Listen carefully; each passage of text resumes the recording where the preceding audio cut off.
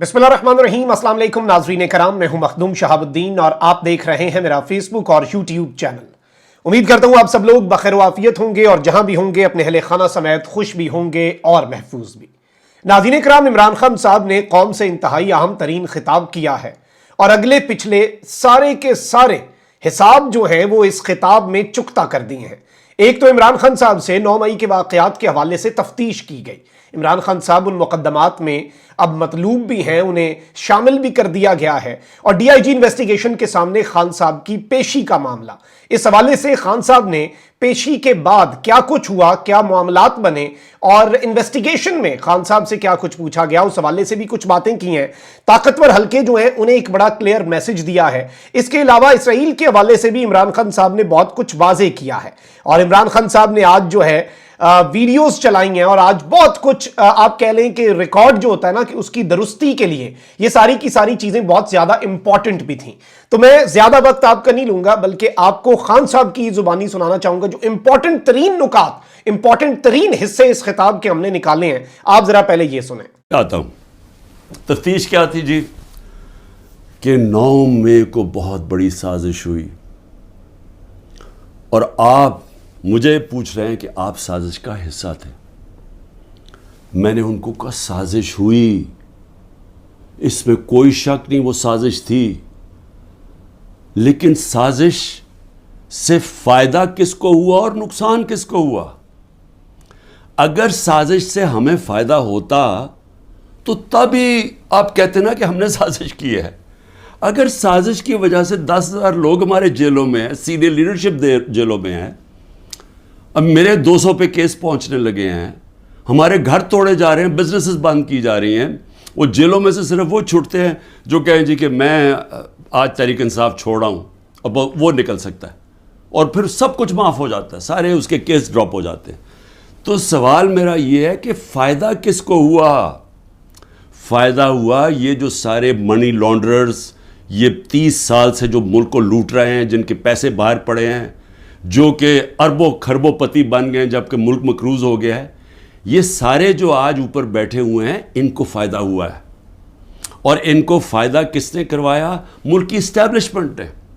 और इन्होंने कामयाबी से इस्टेब्लिशमेंट को इस्तेमाल किया और इन्होंने उस इस्टेब्लिशमेंट को उनके साथ मिल के साजिश की। ये साजिश कभी ना होती जब ये दोनों मिल के ना करते। और बहुत बड़ी साजिश हमारे से नहीं हुई, पाकिस्तान से हुई है। अब मैं आपको बताऊं साजिश हुई कैसे। सुप्रीम कोर्ट का फैसला आ गया है कि इमरान खान को गैर कानूनी और गैर आईनी तौर पे उठाया गया, अगवा किया गया हाई कोर्ट के अंदर से। ये मैंने साजिश करके उठाया था अपने आप को। मैंने तो निकलने से पहले सुबह को जब मुझे अंदाज़ा हुआ कि ये मुझे पकड़ेंगे, हालांकि मेरे ऊपर कोई केस नहीं था, मैं सब पे बेल में था, जब मुझे पता चला तो मैंने पहले कहा कि वारंट दिखाओ और मुझे पकड़ लो।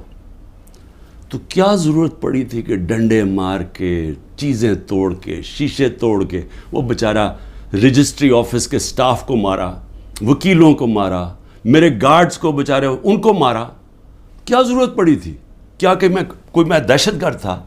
तो जान के ये दुनिया में दिखाने के लिए विजुअल्स ये जो गए हैं कि जिस तरह मुझे वहाँ से पकड़ के लेके गए हैं, और उसके बाद पहले से ही तैयारी थी कि जो भी रद्द अमल आएगा वो पहले से तैयार बैठे थे कि इन्होंने ये बिल्डिंग चलानी है। और मैं इंशाअल्लाह जिस दिन इंडिपेंडेंट इन्वेस्टिगेशन हुई मैं साबित करूंगा। नाज़रीन इकराम, आपने ये सुना, खान साहब ने इस साजिश के हवाले से ये बात वाज़ेह की है कि ये एक तो इस टोले ने की और इसके अंदर एस्टैब्लिशमेंट वाला जो नुक्ता है वो बड़ा इंपॉर्टेंट है। और इमरान खान साहब ने कहा बिल्कुल ये साजिश थी। 9 मई जो है, मैंने तहकीकात के अंदर भी, इन्वेस्टिगेशन के अंदर भी ये कहा है कि ये साजिश ही थी। इसके अलावा खान साहब ने एक और केस जो है, जारी बात है, डर्टी हैरी का जो लफ्ज़ खान साहब इस्तेमाल करते थे, उस हवाले से भी आज खान साहब ने बातें की। और आज मुझे ये लग रहा है कि पिछले 7-8 जो खान साहब के खिताब हैं उनसे हट के बॉडी लैंग्वेज थी। और अब यूं लग रहा है कि गालिबन कुछ ऐसी कोशिशें खान साहब ने की और कुछ चल रहा था, लेकिन अब वो कोशिशें जो हैं वो कामयाब नहीं हुई, या फिर आप समझ जाएं कि उनका वो फायदा नहीं हो सका। और गालिबन अब जो उम्मीदें हैं, जो आखिरी शम्में हैं, वो भी बुझ चुकी हैं और जो उम्मीदें हैं वो भी दम तोड़ चुकी हैं। आप जरा ये भी सुने। आप ज़रा गौर से समझ जाएं कि इसका मतलब کہ آپ نے کہا ہے کہ اگر وہ قانون توڑیں بھی تو وہ قانون سے اوپر ہیں. آپ یہ مطلب ہو گیا نا اس کا. میرے اوپر ایک کیس کیا ہے کہ میں نے ملک سے غداری کی. ملک سے کیا غداری کی کہ جنرل فیصل نصیر کو میں نے کہہ دیا ڈرٹی ہیری, اور میں نے اس کو کہا کہ یہ ذمہ دار ہے میرے قتل کا کرنے کی کوشش پہ. اس کو کہا جی آپ نے ملک سے غداری کر دی. اس کو ملک سے غداری کہہ رہے ہیں. سو اس کا مطلب یہ کہ یا تو وہ جنرل فیصل نصیر قانون سے اوپر ہے, یا آپ نے اس کو لائسنس دیا ہوا ہے کہ وہ کسی کو قتل کر دے, یا تو یہ مطلب, اور یا یہ کہ ہماری جرت کیسے پڑی, کہ ہم کوئی کمی ہے اس ملک میں, کیا ہماری کوئی حیثیت ہی نہیں ہے کہ میں اپنی ایف آئی آر نہیں کٹوا سکتا جو میرا ملک کا قانون مجھے حق دیتا ہے. بھئی مجھے سے وہ پہلی جے آئی ٹی میں پوچھتے جی خان صاحب آپ کے پاس پروف کون سے تھے کہ یہ فیصل نصیر نے کروایا. میں نے کہا آپ نے جو کوئٹہ میں 4 گھنٹے جو وہ قتل ہوا ہے وکیل, اس کے اوپر تفتیش کی تھی, کوئی ثبوت ملے تھے جب میرے اوپر 302 کا قتل کا پرچہ ڈال دیا. کیا جب ذلِ شاہ جب مرا تھا تو 3 دن میرے اوپر 302 جب قتل کا پرچہ لگایا تھا, آپ نے تفتیش کی تھی؟ تو جب ایف آئی آر کا مطلب ہوتا ہے فرسٹ انویسٹیگیٹنگ رپورٹ, تو جب وہ تفتیش ہوگی تو پتہ چلے گا نا. تو میرا سوال یہ ہے کہ برطانیہ میں جو سب سے مقدس جگہ ہے وہ ہے prime minister house, 10 Downing Street. ہر دوسرے دن وہاں احتجاج ہوتا ہے, پرامن احتجاج ہوتا ہے. کبھی کسی نے اس کے اوپر روکا ہے؟ تو مجھے یہ بتائیں کہ جب رینجرز کو دیکھ رہے ہیں مجھے اٹھا رہے اور کمانڈوز, تو کیا لوگوں نے کدھر جانا تھا؟ جی ناظرین اکرام, آپ نے یہ بھی بات سن لی کہ عمران خان صاحب جو پرتشدد واقعات ہیں ان کی مذمت تو کرتے ہیں, لیکن انہوں نے آج یہ بات کہی ہے کہ جب لوگوں نے دیکھا کہ رینجرز نے مجھے اٹھایا تو پھر انہوں نے کدھر جانا تھا. اس کے ساتھ ساتھ جنرل فیصل جو ہیں ان کے حوالے سے, اور وہ جو ایک ڈرٹی ہیری والا لفظ خان صاحب استعمال کرتے ہیں, اس کے حوالے سے خان صاحب نے آج کافی خاصا سخت رد عمل دیا. اس کے علاوہ اسٹیبلشمنٹ کو ایک پیغام بھی دیا. یہ چھوٹا سا کلپ ہے, پھر اسرائیل والے معاملے پر بھی آتے ہیں. جو بھی یہ لوگ لگے ہوئے کر رہے ہیں, میں صرف ان کو ایک پیغام دینا چاہتا ہوں کہ اس ملک کا سوچیں, اس کو تباہ نہ کریں.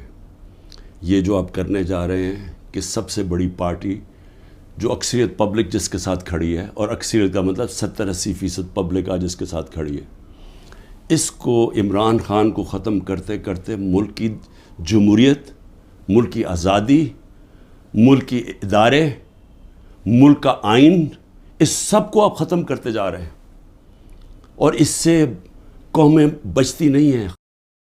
جی ناظرین اکرام, آپ نے یہ گفتگو بھی سن لی. اچھا, اس سب کے اندر خان صاحب نے یہ بات بھی کہی, میں ذرا جلدی آپ کے سامنے پورا معاملہ رکھ دیتا ہوں کہ آج ان کا پورا دھیان جو ہے اور پوری پلاننگ جو ہے وہ یہ ہے کہ کسی طرح کسی کو وعدہ معاف گواہ بنا کر عمران خان کو نشانہ بنایا جائے اور یہ ثابت کیا جائے کہ عمران خان ہی تمام حملوں کے پیچھے ہے. اور عمران خان صاحب نے یہ بات بھی واضح کی کہ وہ ان واقعات کی بھرپور مذمت کرتے ہیں, اور جو کچھ بھی ہوا obviously خان صاحب کیا بلکہ کوئی بھی شخص, کوئی بھی محب وطن پاکستانی وہ وائلنس جو ہے اسے ڈیفینڈ تو نہیں کر سکتا. آپ یہ بھی سن لیں. میں نے کبھی اس ملک کا قانون نہیں توڑا, اور میں آج پھر کہتا ہوں کہ یہ جو کیا جا رہا ہے, یہ جو انکوزیشن ہے, یہ انصاف نہیں ہو رہا, ون سائیڈڈ ہے. کہ فیصلہ کر لیا کہ جناب آپ نے تحریک انصاف کو ختم کرنا ہے, تو ساری پارٹی کو, کتنے لوگ تھے جو یہ جو جدھر جو گھر جلیا, بلڈنگ جلی ہیں, کتنے ہوں گے؟ 100, 150, 200, 300, 400, 1000 ہوگا. تو 10,000 لوگوں کو کس طرح اندر ڈال دیں, اور پھر ان کو موقع دیں کہ وہ بتائیں تو صحیح کہ ان کی سائڈ کیا تھی. دوسرا کام جی 164 کے بیان لیے جا رہے ہیں.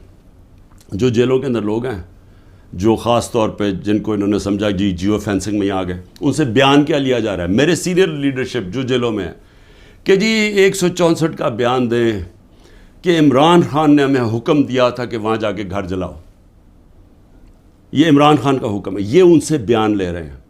پہلے تو قانون کے اندر یہ سمجھ جائیں کہ جو وعدہ معاف گواہ ہوتا ہے اس کو گرگٹ کہتے ہیں قانون میں.